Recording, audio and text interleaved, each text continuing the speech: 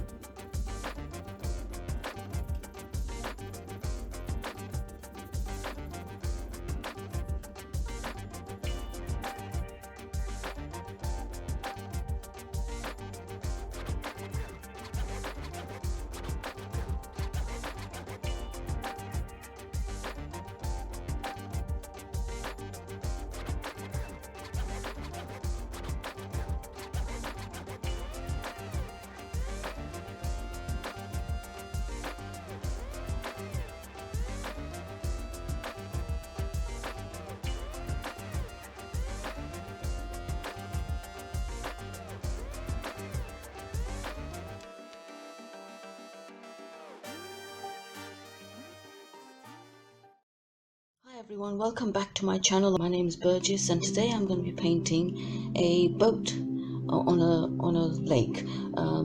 So this is going to be the focal point. I've got 140 pound Bockingford paper that I've taped around the edges just to give it a nice border, and I'm going to start off by wetting the sky area very loosely like this,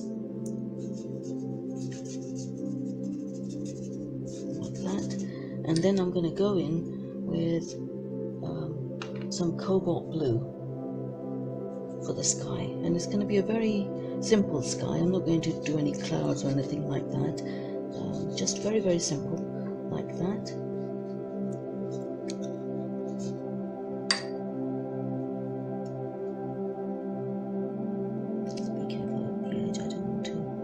go over it yet.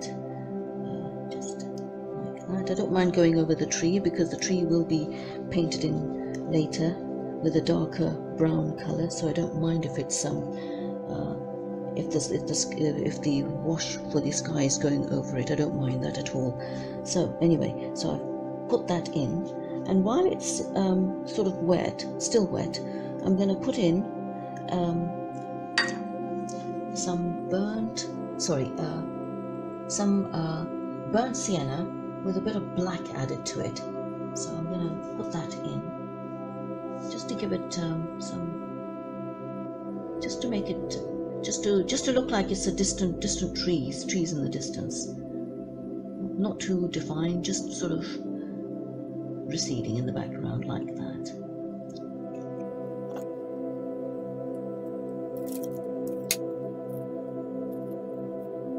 In the base here like this, and same on the other side. Same on the other side.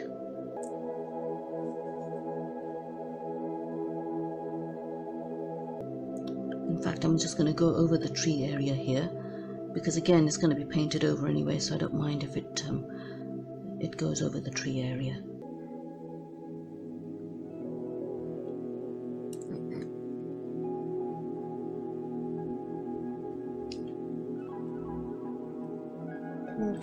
Darker towards the base.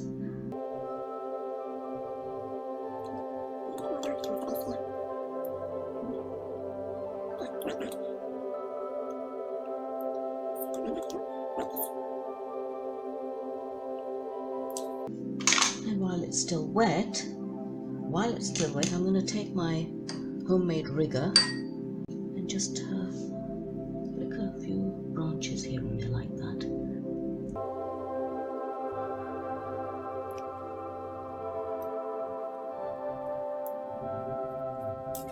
And we're going to let that sort of dry off a little bit.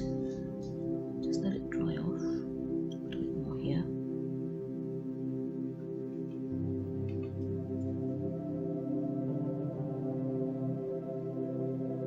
And a bit more in the corner there, at the bottom.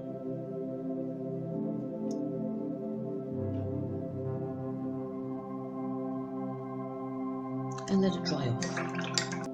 Now what I'm going to do is I'm going to work on the reflections in the water. So what I'm going to do is just put water here and let that come down like this. Tilt the paper over a little bit. Tilt it. So whatever is there, it sort of comes along here like that. And wet it down a little bit more here.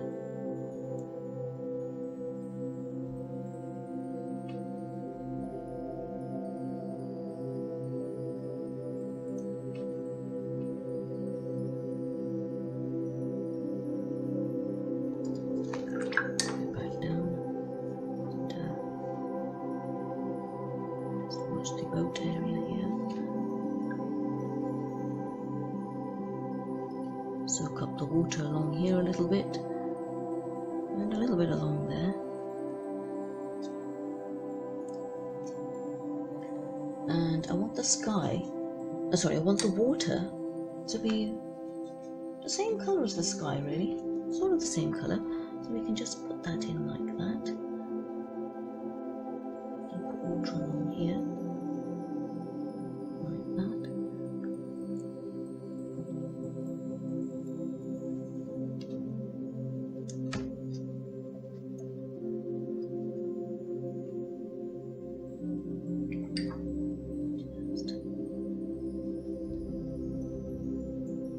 Just along here, just mind the boat a little bit.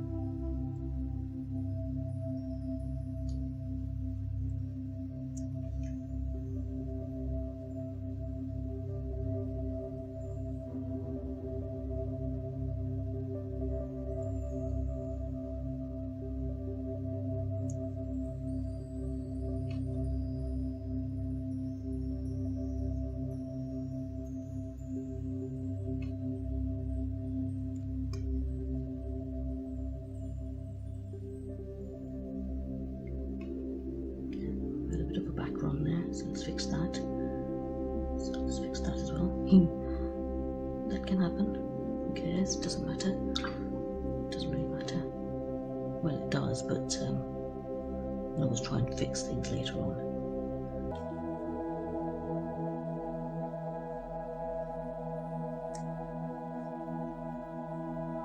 I can put darker trees here. I know. Let's turn that into slightly darker trees in the front, so it's more defined. So we've got the lighter trees in the back and the darker trees sort of in the front here, like that.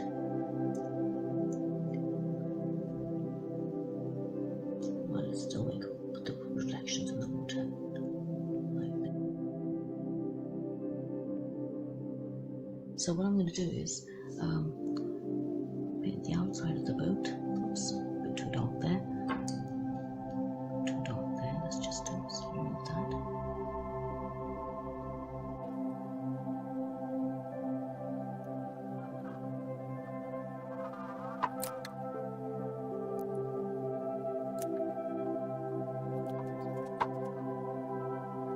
Right, let that dry for a bit, and I'll put more definition into the boat in a minute. Right, that's dried off now, so what I'm going to do now is add some more definition to the boat, very carefully.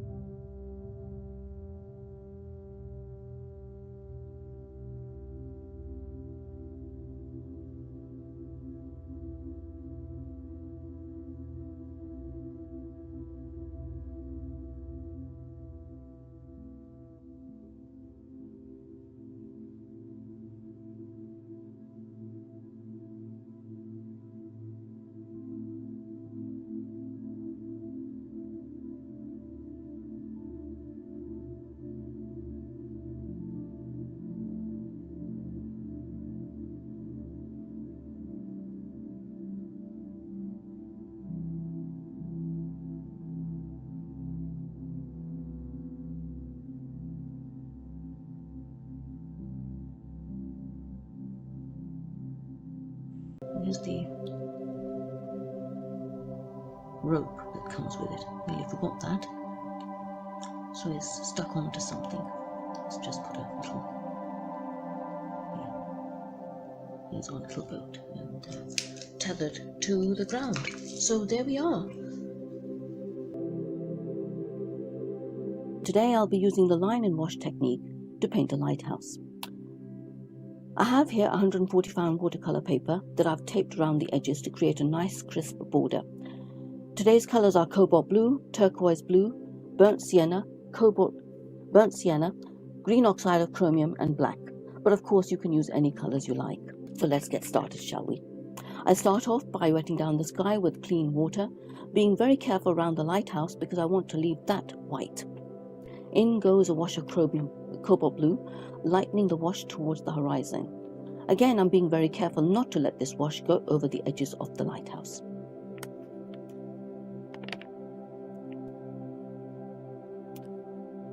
I add a darker wash to the top of the sky and then lift out some clouds with a scrunched up tissue. Once that's done, add a bit more blue to the base of the clouds.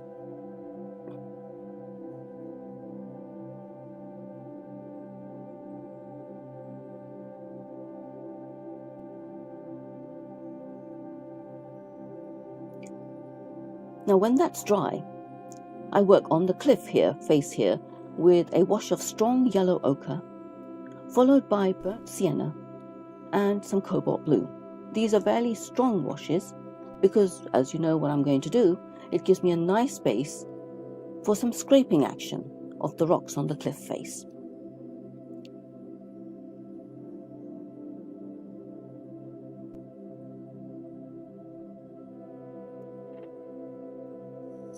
So I use a plastic card to just scrape out some rocks on the cliff face here.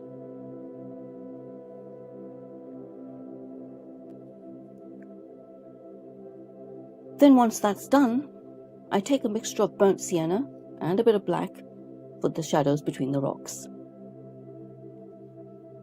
Now whilst that's drying, I handle the sea, using cobalt blue with a touch of turquoise blue, leaving some white areas for the distant waves. I try to keep the sea in the distance paler and add more colour as the water approaches the lower cliff face. I've also added a tiny amount of blue-green to the water in the foreground, being mindful not to paint right up to the rocks on the cliff. And with my brush, I dab in some clean water near the water's edge where it meets the rocks to create a background for a splashy effect.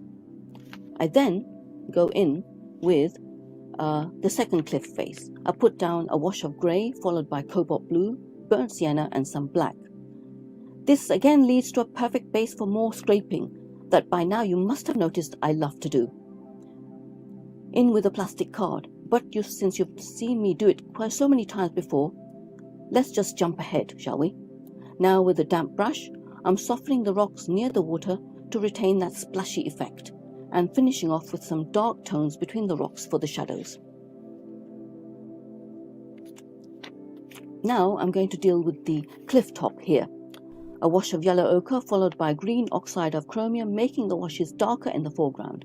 I don't mind going over the balustrade because I'll be using a pen to go over that later on. I then move on to the lighthouse.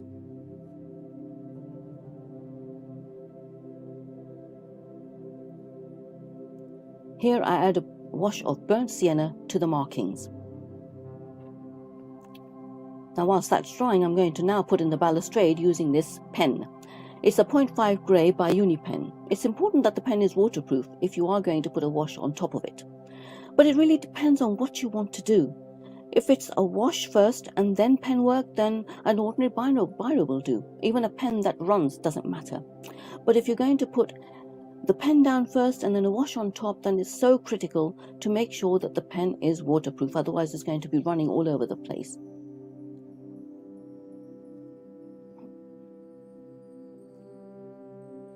Now putting in shadows on either side of the lighthouse using a very light wash of grey.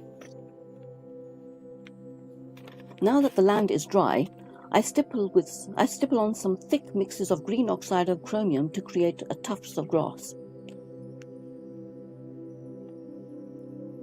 I then darken the lighthouse markings with a stronger wash of burnt sienna. I then go in with the penwork again, this time doing the door, the windows, and the general structure of the house. Adding a bit more work to the balustrade this time with a black pen, and a bit of splatter on the seafront for effect.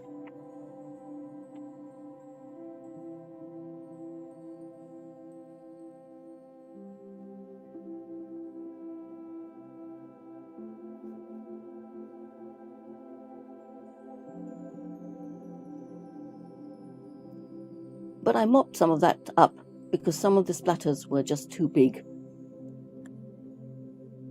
And now I remove the tape, here we have it, my imaginary lighthouse in an imaginary landscape.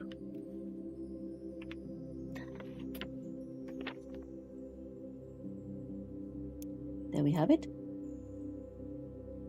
See, the tape did not tear this time. It did not tear the paper because I took off a lot of the tackiness on my clothing. And there we have it, my lighthouse. A simple lighthouse that anybody can follow.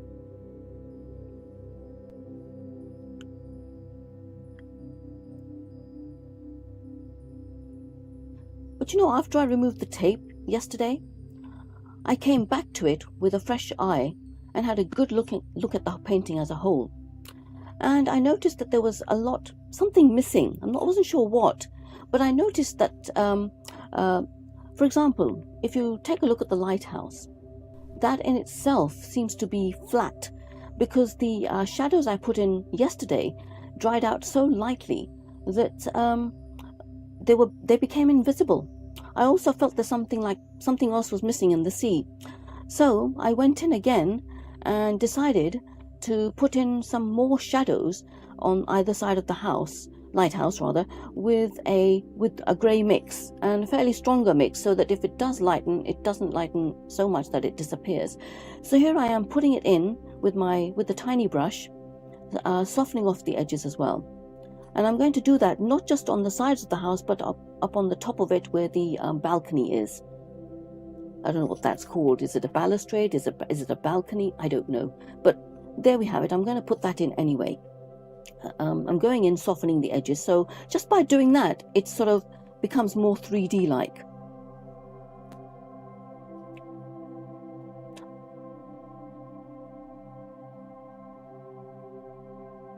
Yeah, I did put those in yesterday, but they seemed to lighten so much that they just disappeared. And I noticed that the next morning. It always helps when you have a look at things the next day, because you'll see it again with like you've never seen it before, like a fresh eye. It's like somebody else looking at it. I also find if you take the picture, the painting, and have a look at it in the mirror, and you'll see things pop out that didn't make sense.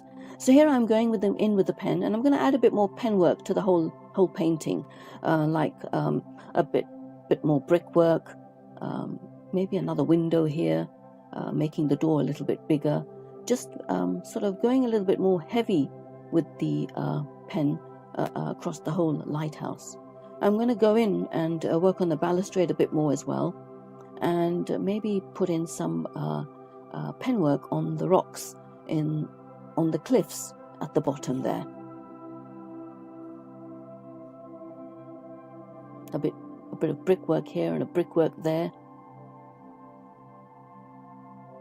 I'm not being precious about the markings because, you know, lighthouses can be haphazardly made with bricks. And now, what would a lighthouse be without a flock of birds flanking it? So I thought this was surely missing, especially where the splashes are.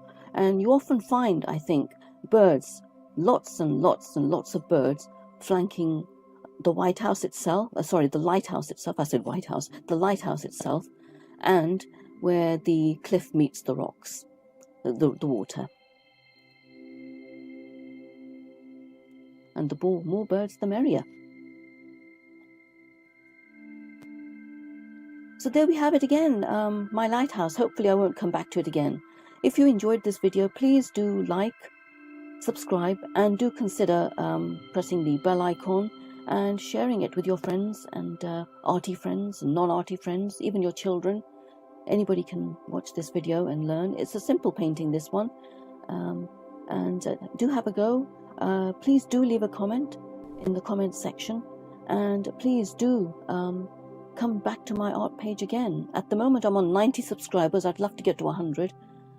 So please do help me out here if you'd like, and do consider subscribing to my channel. I love making these videos, but I'd like people to actually watch them. So here we are with my very simple lighthouse in a very imaginary landscape, imaginary lighthouse in an imaginary landscape. See, I'm going a bit crazy with the pen here, but it's going to stop any minute now. So yes, do come again.